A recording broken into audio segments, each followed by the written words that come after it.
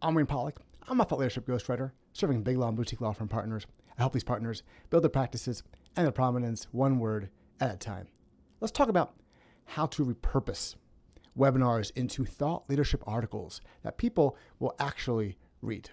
Webinars are still today important marketing and business development tools for attorneys and their firms, even though there might be fewer webinars post-COVID than there were during the peak of COVID. They still remain important tools. You can read online about all the ways you can repurpose webinars into various content marketing and thought leadership marketing assets, but I want to focus on how to repurpose webinars into thought leadership articles, specifically thought leadership articles that people will actually read. I've got 4 tips for you.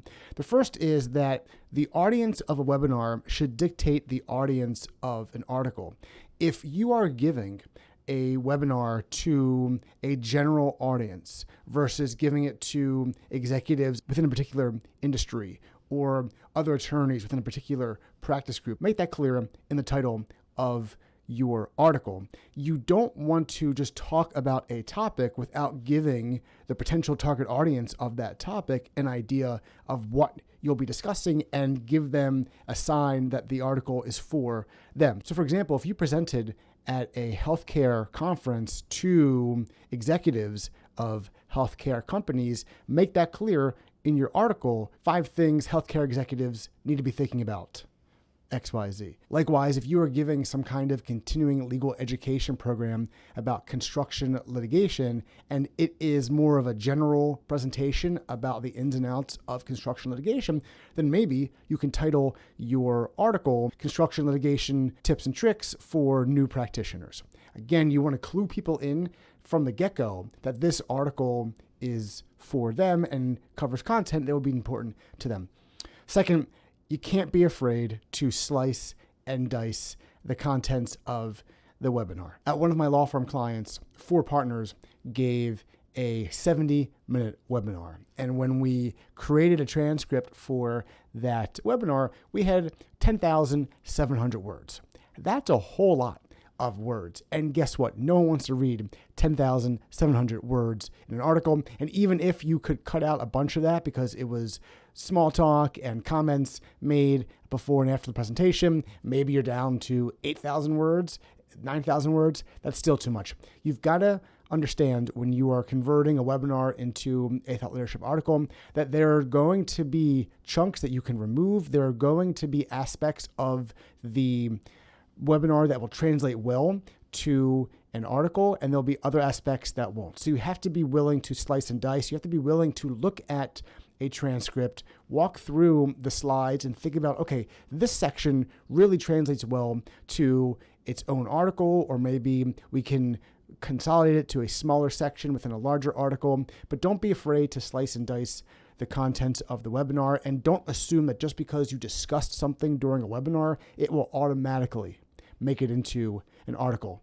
Third tip on a related note, when appropriate, consider converting one webinar into a series of articles. Maybe an hour-long webinar could lead to 1, 2, 3, or 4 articles of 1,000 words, 1,500 words, 2,000 words each. If your webinar has discrete sections that you can carve out and use as their own standalone articles, why not get as many bites of the apple as you can by taking as much of that rich content and repurposing it into articles? For example, if your webinar covered AI in the insurance industry or AI in the medical industry, and you've got discrete chunks that you can pull out and that can stand on their own, for example, the pros and cons of using AI in the insurance industry, or legal considerations that medical providers need to consider when using AI to deliver patient care. If you've got topics that stand on their own, don't hesitate to create multiple articles. It'd be a shame to leave some of that good meat on the bone when you have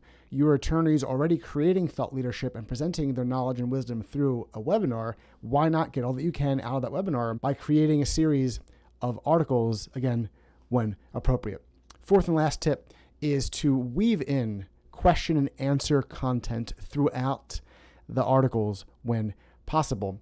Most of the time, questions and answers during a webinar are left to the very end of the presentation. However, the audience could be asking interesting questions that the reader might want to know as they are reading an article. So weave in the Q&A, the questions and the answers throughout the article. So for example, if someone asks a question regarding the use of AI in the insurance industry, you could, in the appropriate section of the article, mention some people may be concerned, or there's a concern within the industry that, make it a broad statement, but then that's how you introduce the question that was raised by the person, and that's how you can provide your answer. When your attorneys invest non-billable time into creating a webinar, they should be thinking about how they can get as much bang for their buck out of that webinar. And a great way to do that is to create one or more thought leadership articles from that webinar. When repurposing a webinar into one or more thought leadership articles, make sure that you are indicating the audience in the title. Don't be afraid to slice, dice, and carve up that webinar. Consider a series of articles when you have a lot to say in a webinar, and make sure you weave in the audience's questions and your answers throughout the article. That's how you repurpose webinars into thought leadership articles that people actually want to read. If you're interested in learning more about how to create the kinds of thought leadership generally that people want to read, check out lawfirmeditorialservice.com. We have plenty of videos, blog posts, and podcast episodes that could help you do just that.